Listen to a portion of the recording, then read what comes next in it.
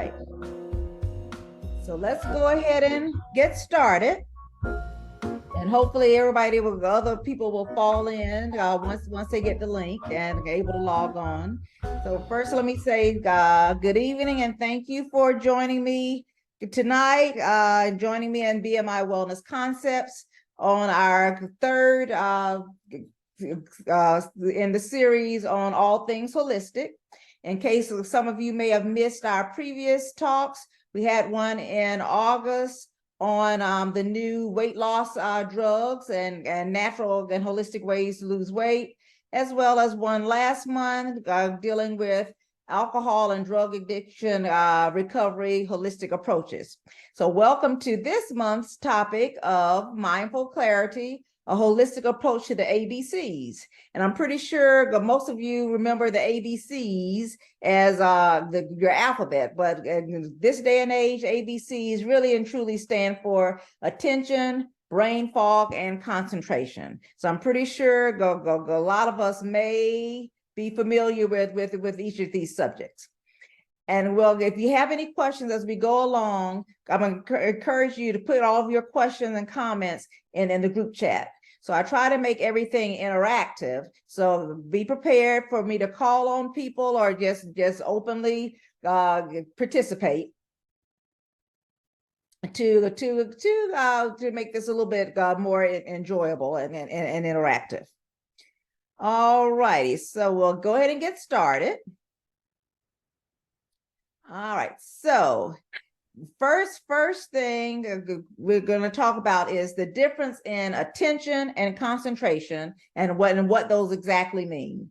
Okay, try not to look at some of the things that are already on the slide, but can somebody tell me what they think attention means? And give me an example of attention.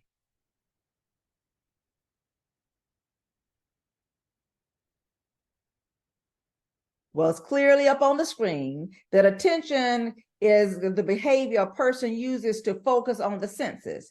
And usually attention involves a minimum of 2 of the 5 senses. And most often the 2 senses that we focus on include sight and hearing. So those are readily identifiable and something that we can accomplish.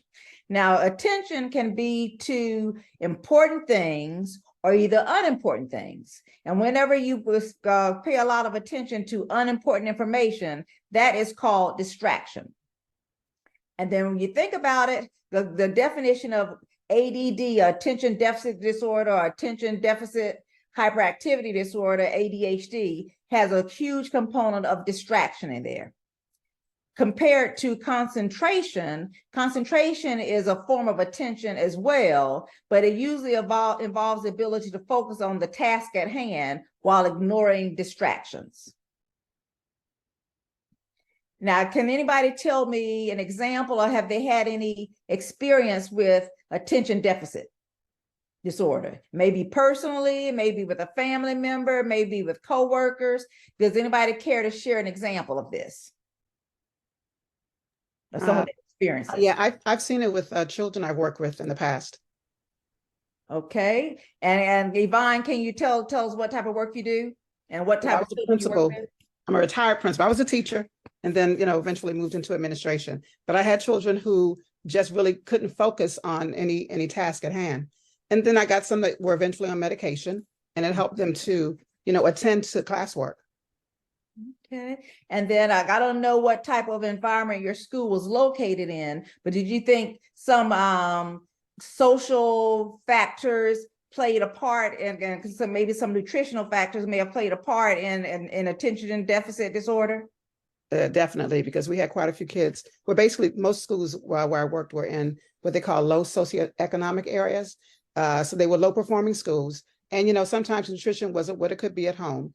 And many times it was lack of structure in the home. So it was difficult for them to come to school and be able to focus on one task, because at home there were so many other things happening. And it's so important that you recognize this, because in this day and age, we are so quick to give a pill to somebody and not take into consideration everything that makes that person that person. and how we can fix or control certain things that are within our control. And that's what we're going to talk about tonight. Now, there are certain statistics associated with ADD or ADHD. We're going to use the two terms interchangeably. So the overall prevalence of adult ADHD it is 4.4%, with the prevalence being higher for males at 5.4% versus females at 3.2%. Can anybody guess why that may be so?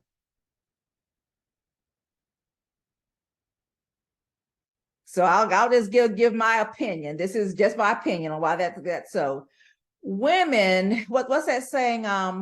We can bring home the bacon fried up in a pan.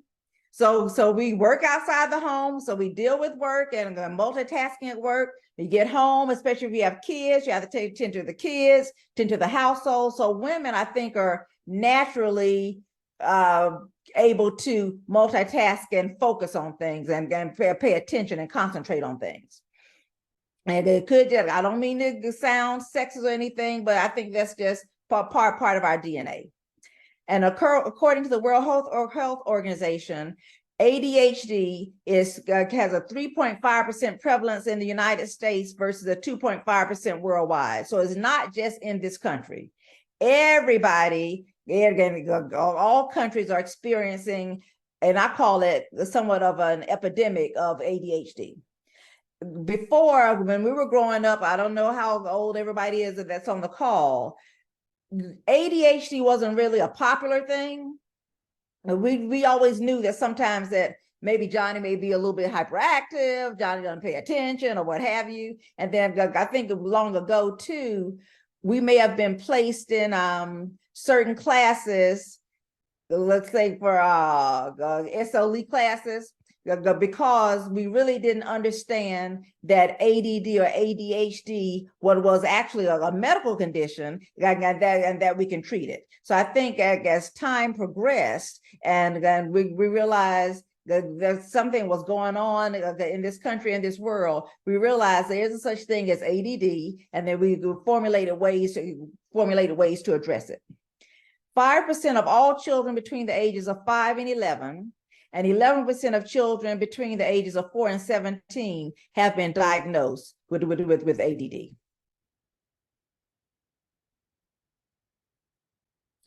All right. Now, can someone tell me some of this? Like I said, try not to look at the slide again, because we're supposed to just have the things slide into the field of view. Can somebody tell me some of the symptoms of ADD? And feel free if you want to read off the slide since it's already up there.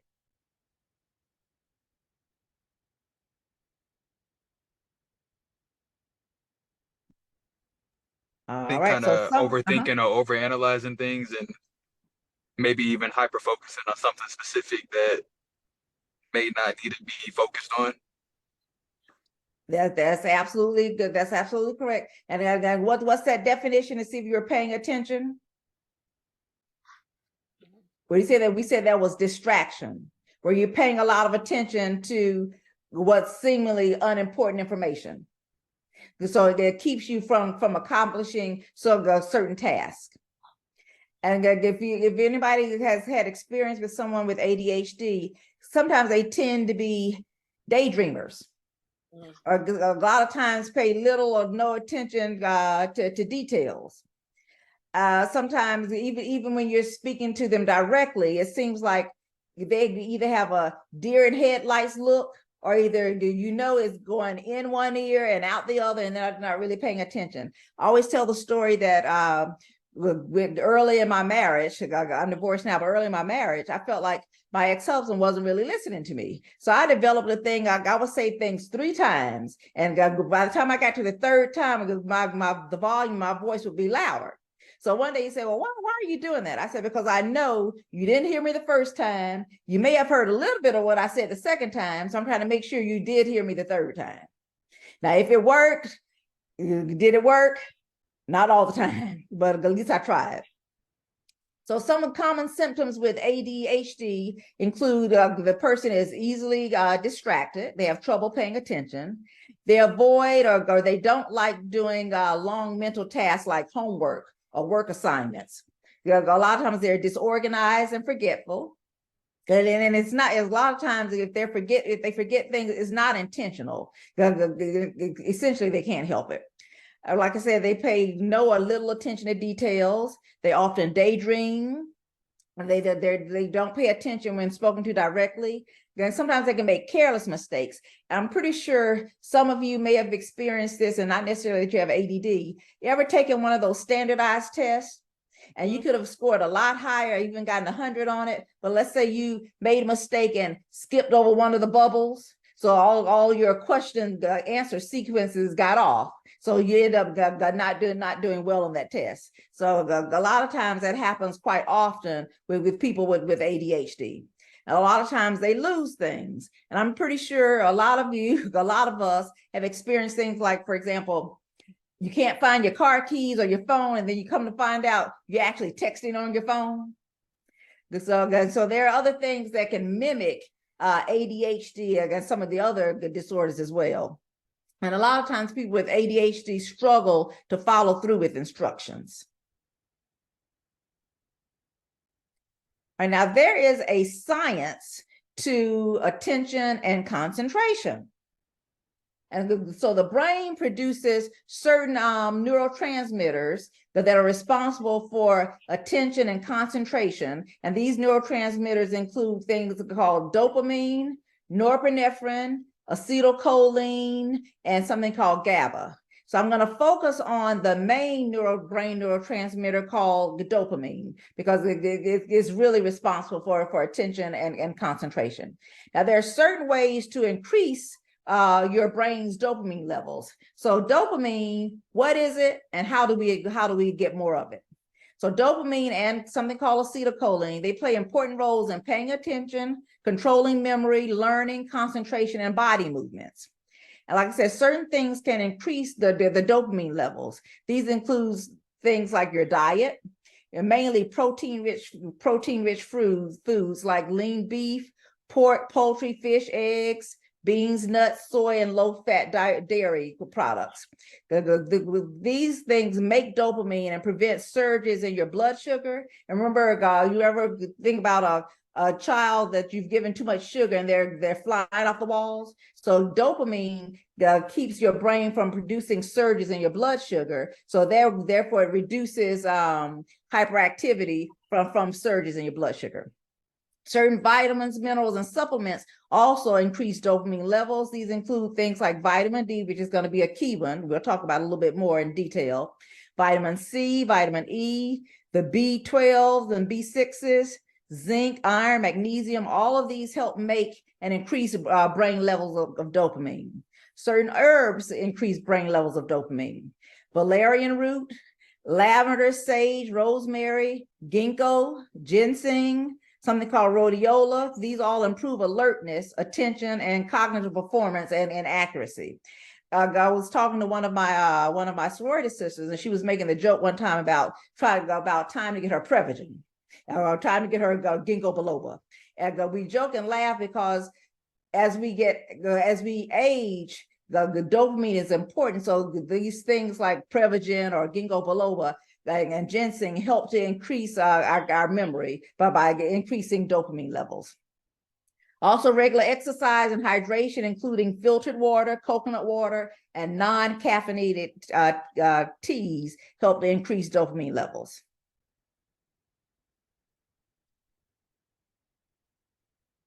All right. And other things you can do to increase your dopamine levels, you need to reduce your saturated fat consumption from foods like high-fat dairy products, butter, animal fat, different oils like palm oil and coconut oil, and those can all disrupt dopamine signaling the brain.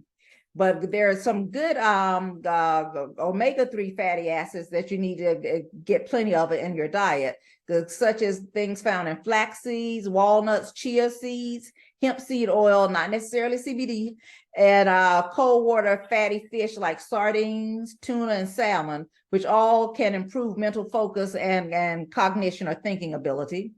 And sleep is very important. Because if you don't get enough sleep, this can disrupt your normal sleep and wake cycle. Also getting plenty of sunlight. So we're going back to vitamin D again. When you're exposed to the sun, this causes your skin to produce and release vitamin D, and vitamin D increases the number of dopamine receptors in your brain. So the dopamine works better. The dopamine that your brain already produces works better. And listening to music can invoke an emotional response, and this can increase dopamine levels. And finally, things like meditation, mindfulness, and mind games like puzzles and looking at old photos increase dopamine release. So a lot of times when an elderly person may have dementia or Alzheimer's, we try to show them old photos because their memory for old events is a lot better than memory for new events. So we increase their brain power by showing them old photos. And in my current job, because I sit down a lot at a desk in an office, we very seldom get up and move around. We have a standing desk, so we can get up and stand up every now and then. But if you go in the break room, there's always a new crossword puzzle, or not a crossword puzzle, but a regular puzzle, because puzzles actually stimulate the dopamine release. Now, brain fog. Who has heard of brain fog?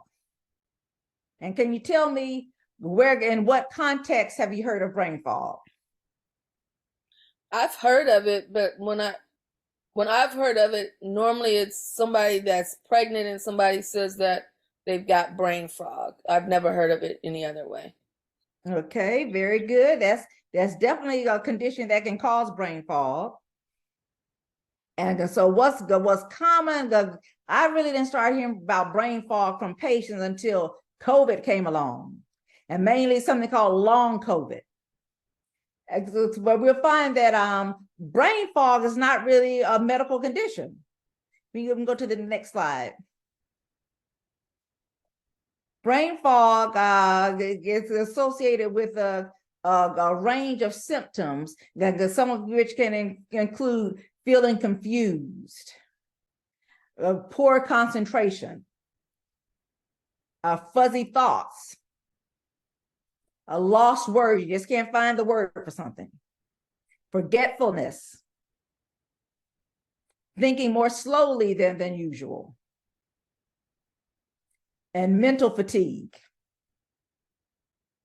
Now, just like the brain fog is just like a nebulous conglomerate of a definition that's associated with certain symptoms, there are other health conditions that can cause brain fog or mimic brain fog. Can anybody think of any examples of other actual medical conditions that can cause brain fog or mimic brain fog? Alzheimer's. Correct. Alzheimer's are different forms of dementia. We also have mental health disorders like depression and anxiety. And one that's common to probably some of us on the call tonight, things like menopause. Also, you have things such as diabetes, because when your blood sugar gets too high, for example, if you're about to go into a diabetic coma, what goes? Your ability to think. Your thinking seems cloudy or foggy. Also things like Lyme disease, of course, brain injuries, nutritional deficiencies, and of course, substance abuse. So a lot of things can cause brain fog or resemble brain fog.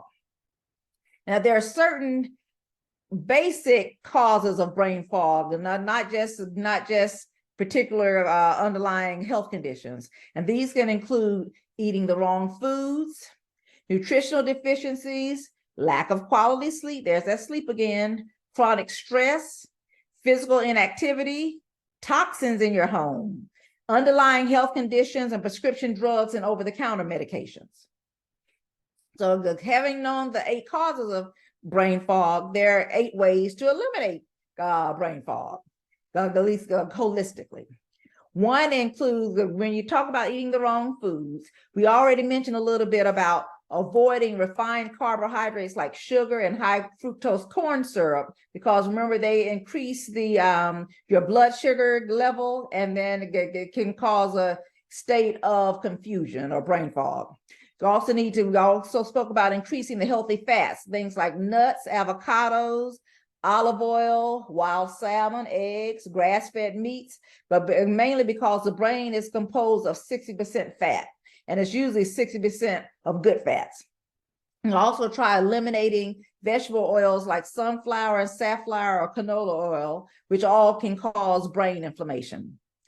To eliminate correct nutritional deficiencies and eliminate brain fog, you should try avoiding acids like Nexium, like over-the-counter Nexium, Pepcid, and Zantac, which all can cause B12 deficiencies. And then also vegetarians or vegans, because they don't eat meat, which has a large amount of vitamin B12, a lot of times they have to take B12 supplements. And there's that vitamin D again. Sun exposure boosts vitamin D levels, and vitamin D helps facilitate the dopamine release. So a lot of times people in cold or dark areas like your West Coast, like Washington State or Seattle, someplace where it's raining a lot and dreary a lot, so you don't get a lot of sunlight, a lot of times they have to take vitamin D supplements. Also, omega-3 essential fatty acids that have high concentrations of something called DHA, for example, salmon, sardines, and trout. Those all help to eliminate brain fog. Sleep deprivation. There's that word sleep again. Sleep is so important.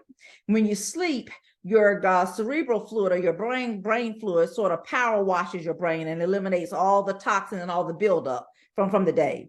And you can improve your sleep by reducing your caffeine intake, making sure not to snack right before bedtime. The rule of thumb is don't eat less than 2 to 3 hours before going to bed, and stick to a routine by going to bed and waking up at the same time each day.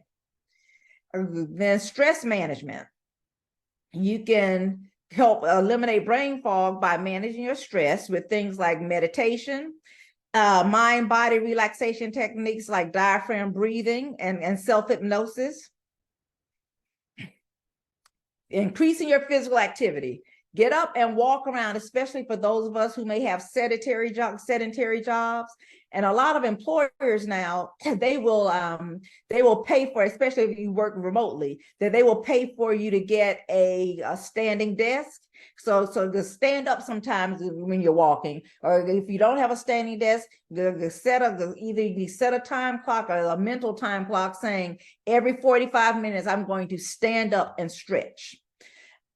So remember, it used to be before, they would say cigarette smoking can cause a premature death, but nowadays, cigarette smoking would cause heart disease, and people will prematurely die from heart disease. But nowadays, sitting for long periods is considered the new smoking, because you speed up your rate of heart disease, and you increase your decrease your lifespan. All right, toxins in your home. Switch to all natural cleaning products and personal care products. I don't know about y'all, but I'm sort of sometimes addicted to TikTok, and we're going to talk about that later on too. But the TikTok, they always have these little videos on natural air fresheners. For example, you can take a lime and cut it in 4, then put some whole grain salt on top of it, and put a teaspoon or 3 teaspoons of alcohol, natural alcohol on that, and then either put some some fabric softener on there, some cloves, and it will scent the fragrant the entire room. It can do it on a natural way. And if you smoke, or you have people visiting your home who smoke, don't allow them to smoke inside, not even if you open the window. And unplug these air fresheners. I just gave an example how you can create natural air fresheners. And then when you're sleeping, run a HEPA air filter in your bedroom while you're sleeping to really detoxify the air. And we spoke briefly on underlying health conditions. that can mimic brain fog or cause brain fog symptoms. That's why it's so important to have regular checkups or age-appropriate physicals and checkups with your PCP, and make sure they order symptom-directed lab testing. For example, a woman may complain, okay, I'm gaining weight, I'm tired all the time, I'm depressed, my periods are very heavy or go off cycle, my hair is falling out, I'm cold all the time. But then maybe your PCP needs to check your thyroid level to make sure you're not having thyroid issues to account for your symptoms, and not just go write it off as brain fog. But if that's completely normal, then yes, you may be experiencing brain fog. For example, a man may feel like, okay, my sex drive or my libido is really decreased. I'm having problems with erectile dysfunction. I'm tired all the time. And then maybe have your PCP check your testosterone level. And then if you discover something is actually medically wrong, a lot of times we can fix that and see if that will eliminate a lot of your brain fog symptoms. We spoke also briefly about prescription and over-the-counter medications. So some of the prescription medications that are notorious for causing brain fog include something called statins, and those help to lower your cholesterol, as well as statins have been shown to mimic or speed up the process of Alzheimer's dementia. So if you can avoid taking statins, that's always a good thing. And of course, sleeping pills can cause brain fog as well. And certain over-the-counter medications like your Pepcid AC, your Tylenol PM, and your Benadryl. So Tylenol PM essentially has Benadryl and Tylenol in it. Now, the only thing I always tell people, if you're going to take Benadryl to help you sleep, you have to get at least 7 hours of sleep, because if not, the next day you'll feel like you have a hangover. So technology and mental clarity. Remember, I spoke briefly about I have a addiction to TikTok. So I'm trying to work on that, most definitely. All right. So sometimes the technology can be a good thing. And then what's that saying? Too much of a good thing sometimes can be bad for you.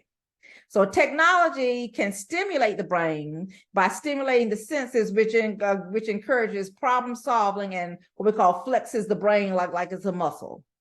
Also, technology can stave off cognitive decline with help with detail-oriented task completion. And I have a lot of my older patients. So I work for a company that uses a lot of technology. So we do a lot of remote visits, we do a lot of messaging, and you have to really be comfortable with maneuvering the app for this company. So that you would think that will limit some of the age of some of the patients. But I am always pleasantly surprised when I have a lot of my older patients who can navigate that app better than I can. And then you find that those who can, it really improves their mental alertness, and again makes them feel good that they're able to keep up with the current generation. Like I said, technology increases blood flow to the brain, which leads to better cognition or thinking. And even though we talk about video gaming, don't spend a lot of hours on video games, and in my case, TikTok, gaming releases so much dopamine. Which, remember, dopamine is a good thing. That sometimes it looks the same as cocaine use on a brain scan. That's because it invokes or releases so much dopamine. Now, sometimes, like I said, too much of a good thing can be bad for you. So how do you know when it's time for a digital detox? So too much screen time can cause brain fog and difficulty focusing on other tasks. And if you feel like it's time for you to take a digital detox, remember that it takes 23 minutes to refocus once you're distracted from a task. So let's say you may start working on a work assignment, and then all of a sudden you look over at your cell phone goes off. Then the average person takes looks at their phone 150 times a day, go once every 6 minutes. thus making it difficult to concentrate and complete tasks. So once you're distracted by looking at that cell phone, remember it takes 23 minutes to refocus, get back on, get the task at hand. Also, I don't know about y'all, but I have a tendency to sleep with my cell phone on my nightstand, charging on my nightstand. But that's not a good thing, because the blue light from cell phones, also blue lights from e-readers and computers, stimulate the brain and disturb the body's natural circadian rhythm, making it difficult for you to fall asleep and decrease attention and alertness the next day. I tell the story, and I hope he doesn't mind me telling the story. One of my sons, well, a lot of my sons, they have a tendency to put their phone on do not disturb at night. Well, when I want to send a text message, I want to send a text message, so I bypass that. So one day this was like, and I usually like to send a text message when an idea pops in my head. So this was recently, I bypassed one of my son's do not disturb sign and sent a message saying, notify anyway. He was so upset because when I finally spoke with him at lunchtime that same day, he says, please don't do that. He said, because when you do that and then you bypass it and it sends a ding, and he looks over at his phone, he has a difficult time falling back asleep because it's interrupted his circadian rhythm. So I had never thought of that before. So I apologize profusely, but just keep that in mind. If you can, turn your cell phones face down. So if anybody can then put on do not disturb, or at least silence it. Because so if somebody does contact you, you don't have to worry about that blue light coming from your cell phone and interrupting your natural circadian rhythm. All right, so how do you digitally detox and enhance your mental clarity? So we already mentioned, stop using electronic devices that emit a blue light. At least stop using them 1 to 2 hours before bedtime. Read a book. Do gentle stretches. Take a bath as alternatives to electronic devices at bedtime. Got my job too. You know, they have these groups where like people join a certain Slack group.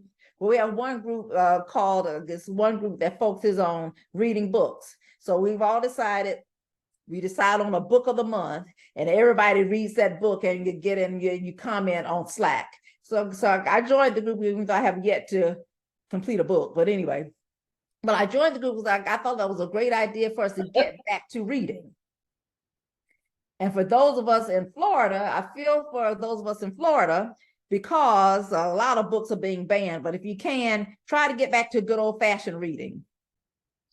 Also, you can plan out your schedule for the day. In other words, to-do lists that include strict limits on screen time. But the only thing I caution you about with to-do lists is make sure you put your to-do list someplace you can find it. Unlike me, I have a habit of whatever piece of paper I can find at the time, and when something enters my brain, I write it down on that piece of paper. God forbid I clean up and I throw away that piece of paper. Then I'm trying to figure out, what did I write down? So make sure you can find your to-do list. And then also don't get bombarded with to-do lists, because I find it frustrating too, because I'm a checklist kind of girl. So I feel like I get frustrated if I'm not able to check off stuff on my checklist, on my to-do list. So how I get around that is I put things on my to-do list that are low-hanging fruit to make me feel like I've accomplished something. So I checked off stuff. And there's nothing wrong with doing that. It makes yourself feel like you accomplished a task, as well as you stayed on task by adhering to your to-do list. Also, you can limit time spent on your phone, especially when you need to concentrate. And there's a such thing as a 20-20-20 rule. That means after 20 minutes of screen time, take a 20-second break to look at something that's at least 20 feet away. So it's sort of easy. Hopefully you can remember 20-20-20. So far as digitally detoxing and enhancing your mental clarity. There are also certain apps, the mental clarity apps. I don't know, like I used to have this when CDs were popular. This CD that was nothing but ocean sounds, wind blowing through the trees. And that will really help to relax me and help me to focus on the task at hand. And also utilize technology mindfully. And we'll talk about the definition of mindful or mindfully as well. All right, mindfulness and meditation. Can anybody tell me what they think mindfulness means?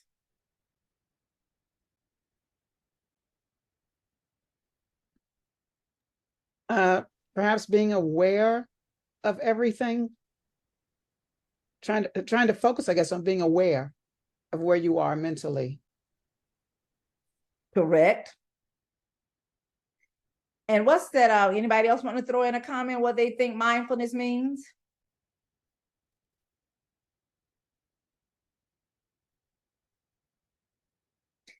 Anybody remember Dr. Dolittle? And yes. Yes. All right. So when we say Dr. Dolittle talks to the animals, and all that means is he's very aware of all the animals that are around him, and he focuses on their mannerisms, and he's able to communicate with them.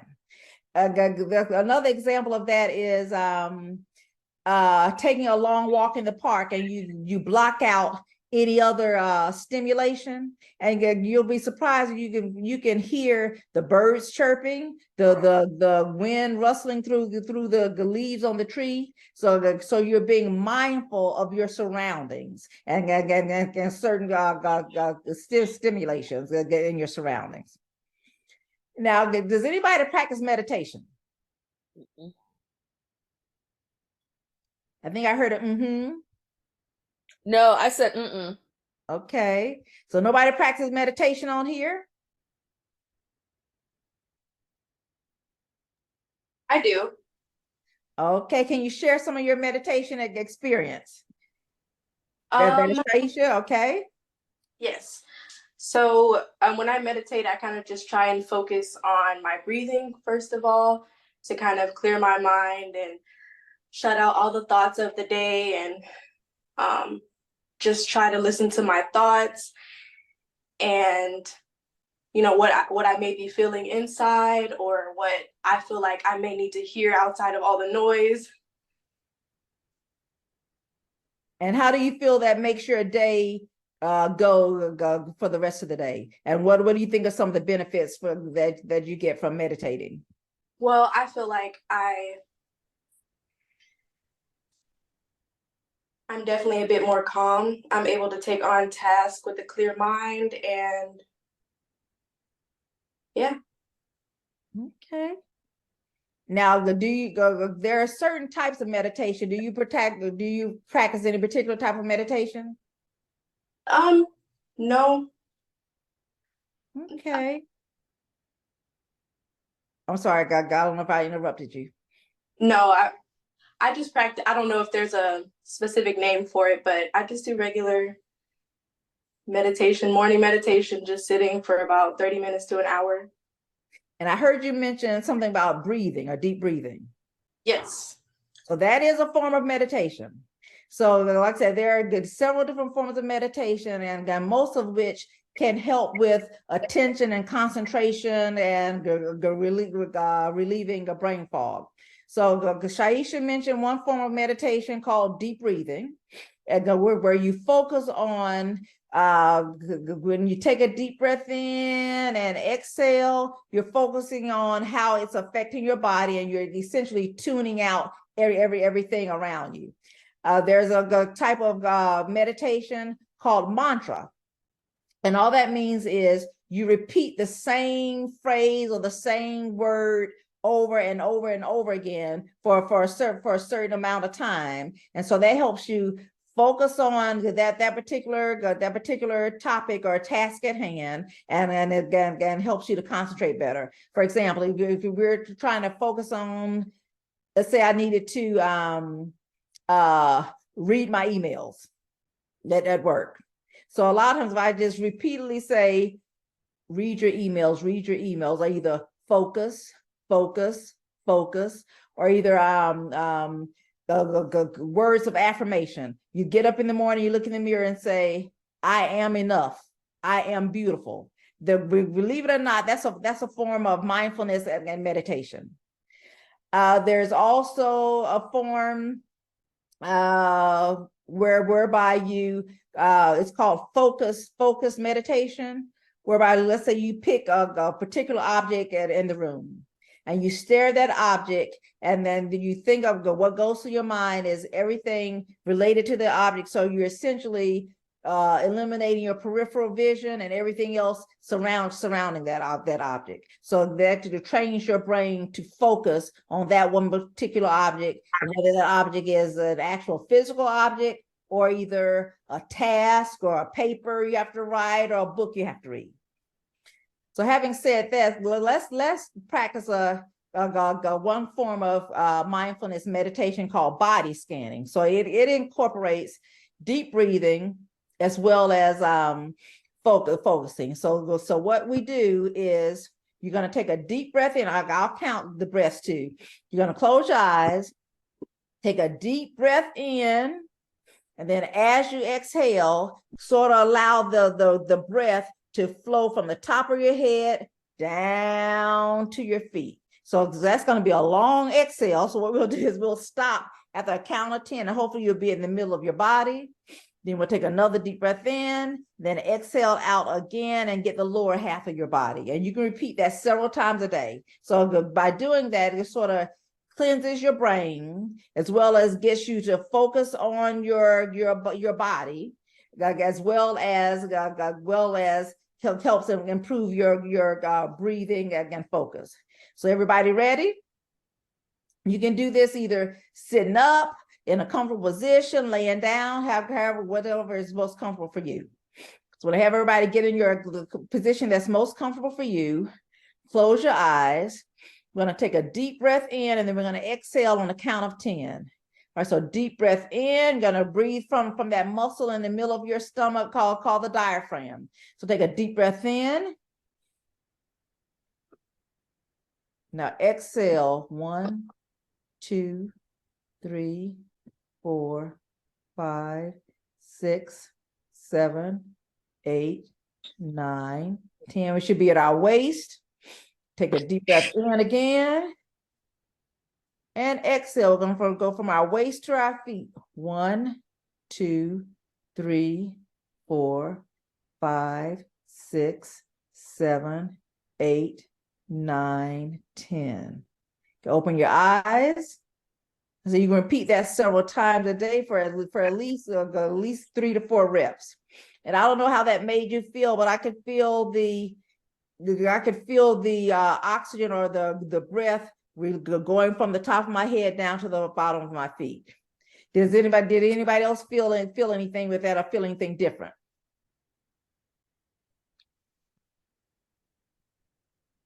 Yeah, I definitely felt a sense of relaxation and kind of had a little tension in my head, so it kind of released that a little bit. Okay. All right. Anybody else want to share how they felt? Well, I had to take another breath. Okay. So next time, maybe I should count a little bit faster. Oh gosh. Okay, so very good. Yeah, I right. had to do the same. I had to take another breath because I guess I didn't breathe in well enough. I don't know, but I'll do it next time. Right. And then for those who may have asthma, emphysema, or breathing disorders, you're gonna have to pace yourself and count at a rate that's good for you.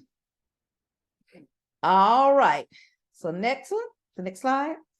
All right, so now let's test your attention span. So can somebody share with me some key takeaways, something they got out of this? See if you're paying attention.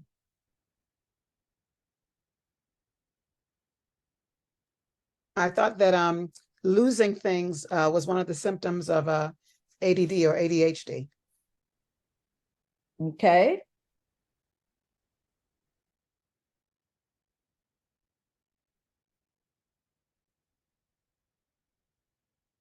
Anybody else want to share what a key takeaway that they learned today? Sleep is very important, and I've learned that I don't get enough of it. Okay. So have you formulated a plan, and now that you know that sleep is very important, of what you're going to do about getting more sleep?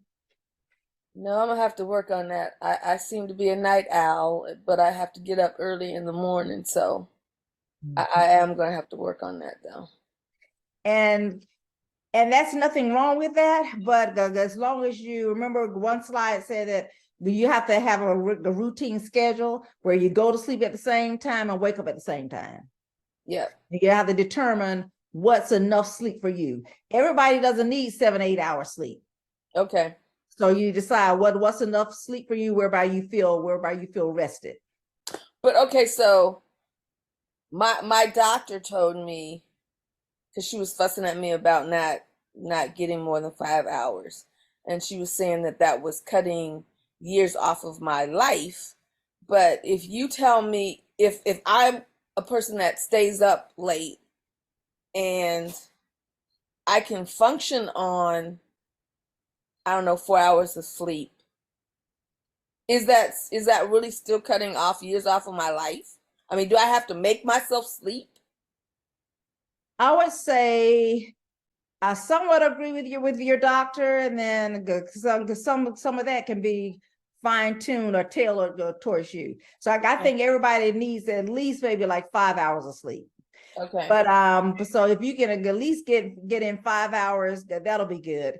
But so what you may have to do, especially if you're a night owl and you know you have to get up early in the morning, you're gonna have to cut the TV off or whatever is distracting you or keeping you up, and and set your clock. So you'll get a minimum of 5 hours, because you know you got to wake up at a certain time. Okay. So now I have one other question. I'm not a napper, but if I were, would that count towards my sleep? Yes, because you'll be surprised. Even 20 minutes of REM sleep or deep sleep throughout the day. You know how people talk about a power nap. But that's sort of equivalent to 3 times that amount. So it's sort of like adds an hour on. Okay. So yes, it does count. So the main thing is not necessarily the length of sleep or the amount of sleep, but the quality of the sleep. So you need to get some deep sleep.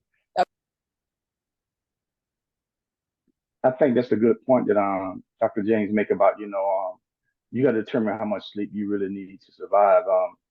As a lifetime soldier, we learn to sleep in our different shifts that we have, and we learn sleep is just, it's what you make it, and the quality of it. And I've learned over the years, I sleep throughout the day whenever, but very rarely I get what they call consider enough sleep. I normally get 4 or 5 hours whenever, but I wake up any time of the night when I want to, and my head not breaking up, but I sleep throughout. I go back to sleep, wake up again, I sleep on the day throughout the day. But I get my rest that I need to function. And I've been doing it for such a long time, for the last 35, 40 years. I mean, military leadership doesn't really bother me, but I'm functional. And most of us, we learn how to be that in the military. So we just, it's not so much sleep depravity, but we just learn how to function off of different sleep, because our sleep patterns are broken up because we have different shifts and we learn over the years. So it's the quality of the sleep, and you learn to get what's required, and you learn how to function and drive on. And what I thought my comment was about the meditation. I've tried that so many times, it's not me.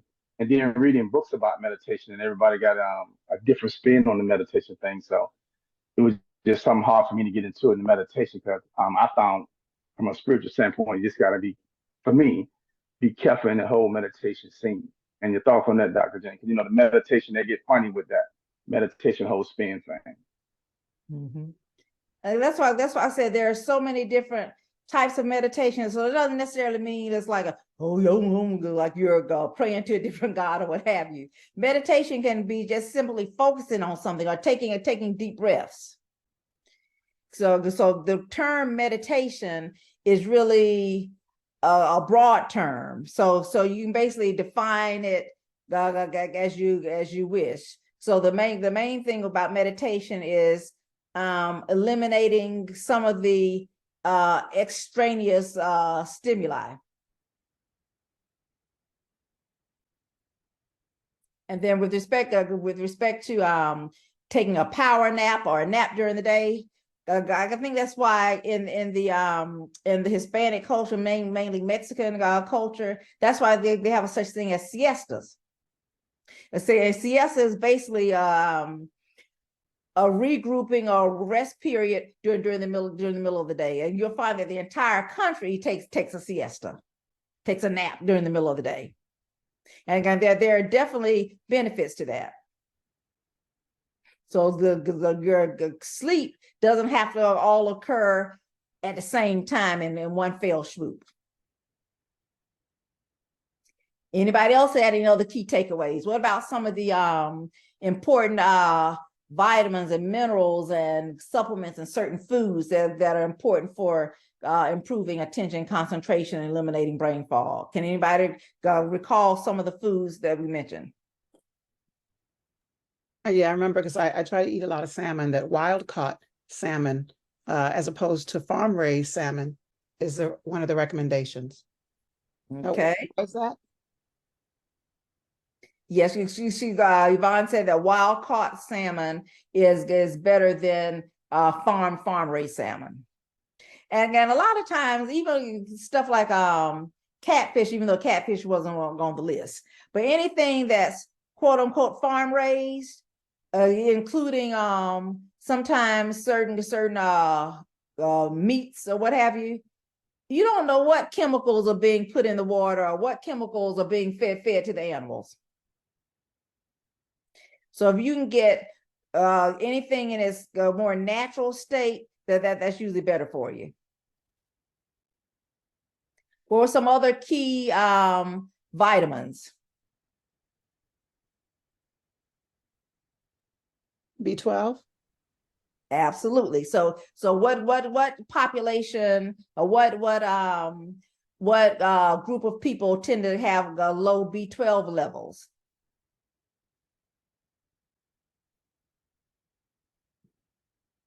People that live is it the Northwest?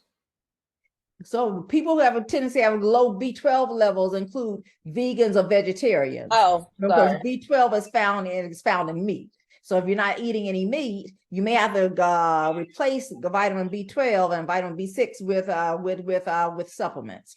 So to Yolanda's point, when we talked about vitamin D is essential. So vitamin D through sun exposure is essential for increasing dopamine levels, which is the brain neurotransmitter responsible for concentration and attention.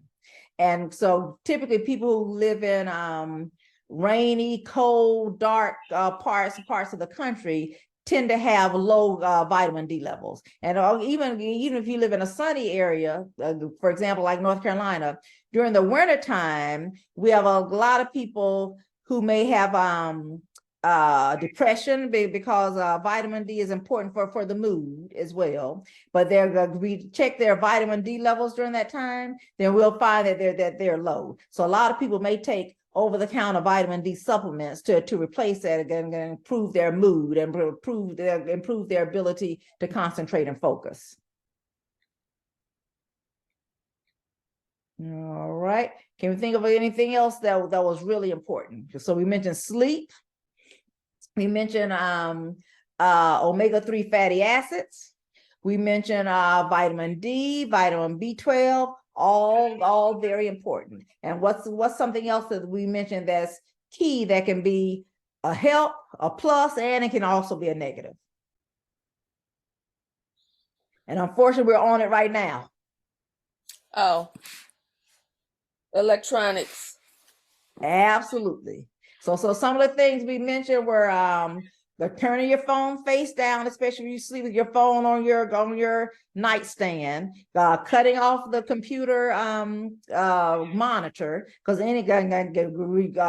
avoiding using e-readers, all this, especially 1 to 2 hours before you go to sleep, because that blue light distracts you and cuts down on your ability to concentrate, focus, and fall asleep. So I think y'all got a lot of the key takeaways. So do we have any questions? I have a question about the ADHD stuff. You went through some of the symptoms, and I feel like the average person can align with at least most of those. Mhm. What's the fine line that determines, you know, if you have ADHD and start, I guess, like moving to help that? If it's impacting your job performance and your everyday home life. For example, if you had kids and you regularly forget to pick up the kids, or either if you get written up for a performance review at their work and they say, okay, you never finish anything. I needed your inability to meet deadlines. When it starts impacting these things, then you know it's time to get a real diagnosis and see what are the next steps to address those. But you're correct. A lot of the symptoms we mentioned are common. I used to joke when I was in residency, especially when I was doing my psychiatry rotation, and so we had to go to the psych floor, the psych ward, and the doors were closed behind you. And so we used to joke and say, okay, the only way we know who's supposed to be here and who's not is who has the keys. So I remember thinking to myself, well, I don't have the keys, and I do a lot of this stuff, so do I need to be here too? So I can realize that what we may call a certain diagnosis, for example, a psychiatric diagnosis, that some of those things are common in everyday life.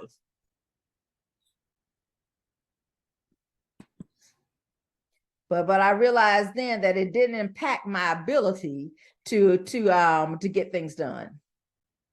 Got it. Thank you. Mm-hmm. Questions?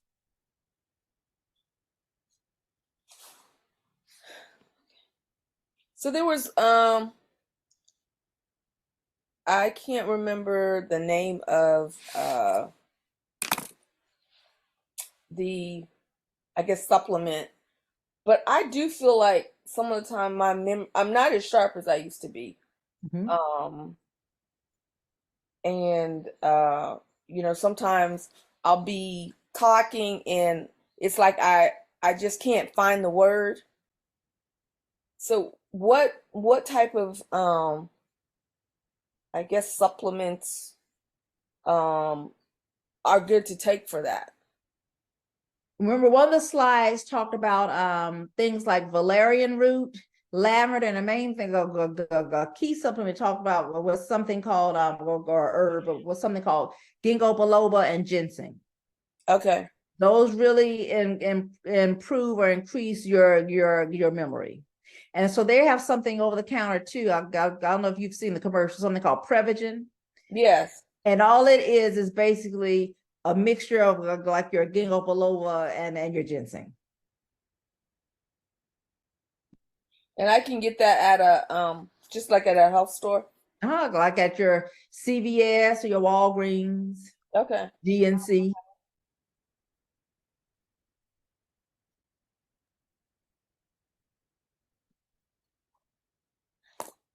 Thanks. You're welcome. Any more questions?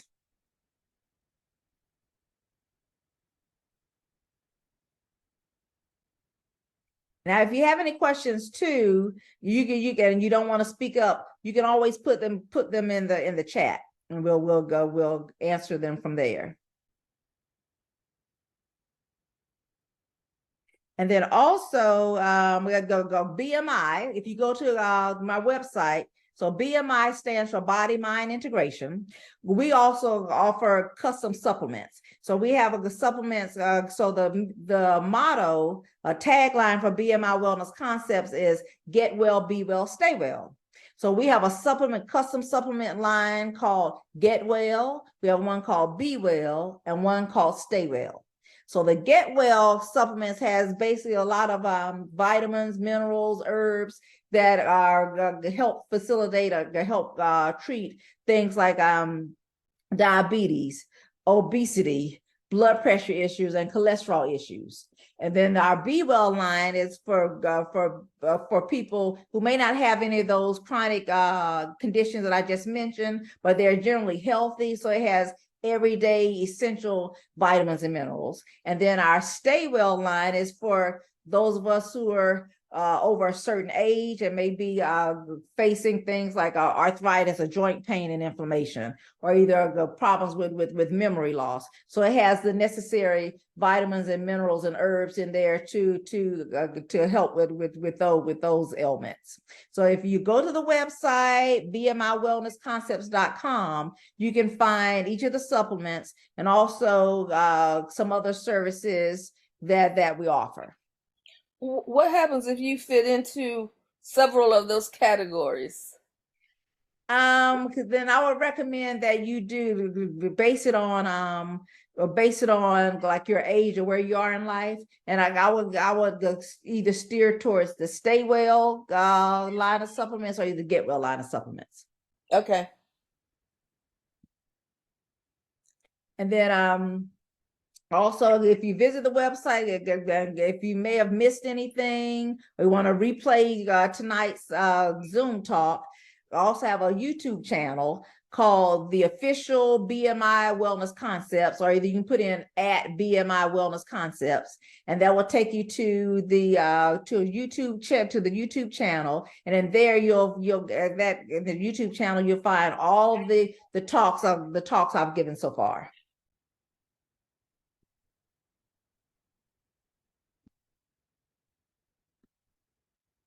All right, so to give no other questions, I want to say thank you again for everyone who came out tonight and participated. And hopefully I'll see you each month. Each month I do a talk on a different topic. And then we'll appreciate your feedback. So I want to know what I can do to get better. I want to hear what topics that you want to hear about. So following this, you should get a quick survey. So if you can fill that out, that would be greatly appreciated. So it helps me to determine what's next and how I can do better. And remember, let BMI Wellness Concepts be your first destination on your journey to get well, be well, and stay well. Hey, Sherri, thanks so much for your time. I enjoyed it. What little bit I caught up, got in a little late, but I will definitely continue to be there and eventually make it up there. Our son is doing well. He's to give you an update, at UNC Chapel Hill, he's working on getting his that last year to do the sport medicine at UNC Chapel Hill. So we're excited about that. He can finish up his third year. But try to lift you guys up. He's up there in Durham. We just relocated, but he's having a blast. He's living in Vegas. So we're just excited for him in this last year. And like I said, he's going to do that fourth year doing sport medicine. He said he wants to do a Chapel Hill so he can be working with North Carolina Central. He told me if he did Chapel Hill, he'd work with them. He interviewed for East Carolina as well as Charlotte. So he said probably one of those two, but a couple of them. But he's excited about doing Chapel Hill and working for Central. So I'm happy for him. Great. Just make sure you give my number to tell him to call maybe if he needs anything. All right, thanks a lot. And eventually, like I said, we're gonna make it out there. We're going to homecoming next week. We got back from Tampa on Monday from doing a revival conference on there. We just stay on the go, but we're gonna make it up there eventually. I promise you. I know we've been saying that, but we're just so busy. But it's good hearing you though. Oh, I understand. So we'll be at homecoming next week too. All right, have a good one. All right, you too. All right, Lorenzo. Bye-bye. Bye-bye. All right, so I guess I'll go ahead and disconnect. And don't forget, please, y'all, don't forget to complete the survey. Thanks, Sherri. Great information. All right, thank you. All right, night. Bye-bye.